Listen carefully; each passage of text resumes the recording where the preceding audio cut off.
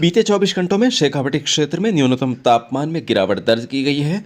सीकर के फतेहपुर में बीती रात इस सीजन की शुरुआती सबसे सर्द रात रही, जहां रात का पारा 1.5 डिग्री मापा गया। अन्य स्थानों पर भी रात भर ठिठुरन बनी रही। तापमान में गिरावट होने से रबी फसलों को फायदा होने की उम्मीद है। सर्दी की शुरुआत के साथ ही राज्य के पश्चिमी थार मरुस्थल में विभिन्न प्रजातियों के प्रवासी मेहमान पक्षियों की आवक बढ़ गई है। उत्तरी रूस, यूरोप, मंगोलिया, मध्य एशिया और कजाकिस्तान सहित अन्य अत्यंत ठंडे इलाकों से दुर्लभ गिद्ध जैसे पक्षी जैसलमेर के देगराय ओरण और आसपास के तालाबों सहित रामगढ़ जैसे शुष्क इलाकों में डेरा डालने लगे हैं। हजारों किलोमीटर की उड़ान तथा हिमालय की ऊंचाइयों को पार करने और लंबी थकान के बाद जब ये पक्षी रेगिस्तान की नरम रेत और धूप में शांत तालाबों पर उतरते हैं तो पर्यटकों के मुख्य आकर्षण का केंद्र बन जाते हैं। फिलहाल राज्य भर में मौसम शुष्क बना हुआ है। एक नए कमजोर पश्चिमी विक्षोभ के आंशिक असर से आज दोपहर के आसपास सीमावर्ती जैसलमेर, बीकानेर और फलौदी जिलों में शाम तक आसमान में हल्के बादल नजर आने की संभावना है। पश्चिम से पूर्व की ओर आगे बढ़ते हुए बादलों की चहलकदमी आज चांदनी रात में भी देखी जा सकती है। कल सुबह के समय बाड़मेर, जैसलमेर, जोधपुर, फलौदी, बालोतरा, जालोर, पाली, ब्यावर, अजमेर, नागौर, डीडवाना, कुचामन सहित शेखावाटी क्षेत्र तथा बीकानेर, श्रीगंगानगर, हनुमानगढ़ और चूरू जिलों में हल्के बादलों की आवाजाही रहने की संभावना है। कल दोपहर बाद प्रदेश के जोधपुर, बीकानेर, अजमेर, जयपुर, भरतपुर, कोटा और उदयपुर संभाग के सभी भागों में ऊंचाई वाले हल्के बादल नजर आने की आशंका है। रविवार सुबह पश्चिमी राजस्थान के कुछ भागों में थोड़ी देर के लिए संघनित बादल प्रतीत हो सकते हैं, जिससे बूंदाबांदी होने जैसा मौसम बनने की संभावना है। तत्पश्चात दोपहर बाद सभी भागों में आसमान साफ रहेगा।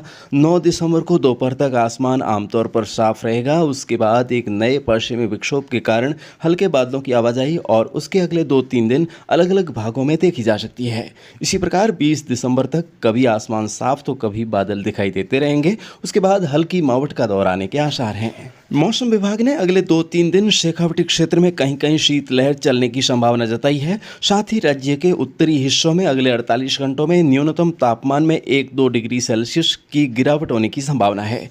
अगले 2 सप्ताह राज्य में कहीं पर भी विशेष रूप से बारिश होने की संभावना नहीं है।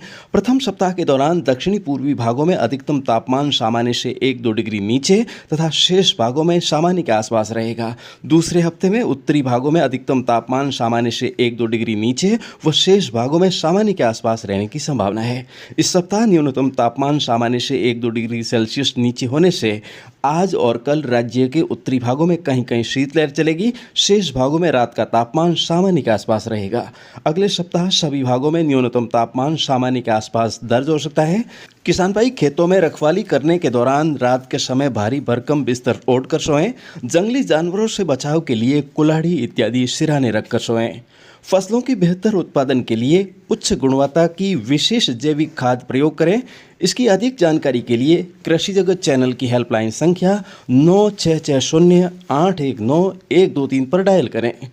और दोस्तों, इन दिनों शादियों का सीजन चल रहा है, तो बाल विवाह मुक्त भारत अभियान का 1 वर्ष पूरा होने के उपलक्ष्य में कल से प्रदेश में 100 दिवसीय जागरूकता अभियान की शुरुआत भी की गई है। अगले साल 8 मार्च तक चलने वाले इस अभियान का उद्देश्य है बाल विवाह के खिलाफ राष्ट्रव्यापी आंदोलन को मजबूत करने के लिए नागरिकों, संस्थाओं और सामुदायिक नेताओं को संगठित करना।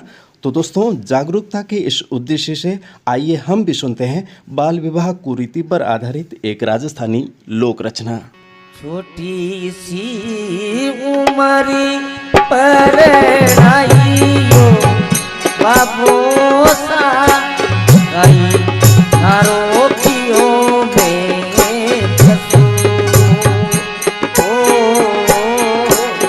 छोटी सी उमरी पर आइयो बाबू सा आई थारो पियो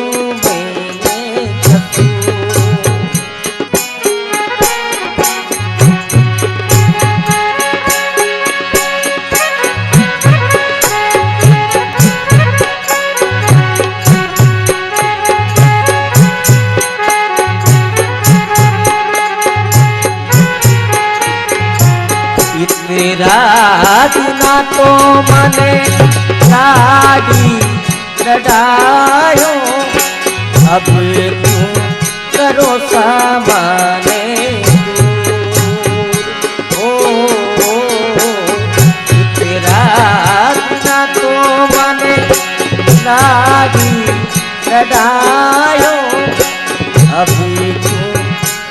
सामने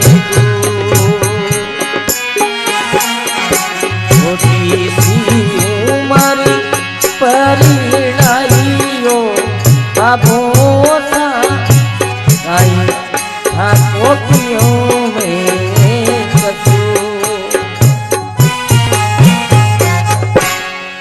रामनिवास राव की इस लोक रचना के साथ ही अब आज का मौसम बुलेटिन अंक समाप्त होता है। कल सुबह इसी समय हमारी फिर से होगी मुलाकात। तब तक के लिए आज्ञा दीजिए। नमस्कार।